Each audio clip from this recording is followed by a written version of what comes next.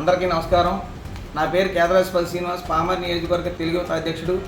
అయ్యా కైలా అనిల్ కుమార్, పేద ప్రజలకు ఇంటి స్థలాలను ఇచ్చే కార్యక్రమంలో కూడా నువ్వు అవినీతి చేసి వారికి న్యాయం చేయకుండా తీవ్రమైన ద్రోహం చేసింది నువ్వు కదా కైలా అనిల్ కుమార్.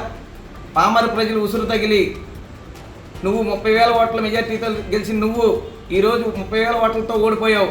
అయినా బుద్ధి రాలేదు నీకు.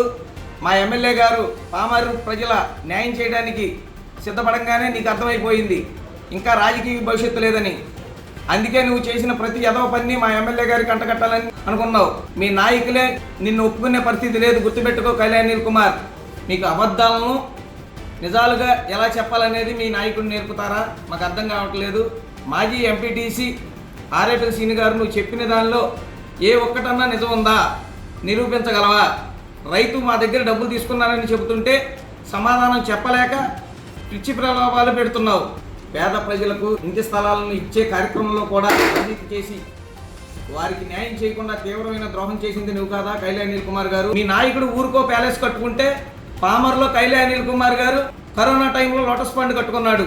మరి పేద ప్రజలకి సొంత ఇల్లు కల ఉండదా? చెప్పండి కైలా అనిల్ కుమార్ గారు.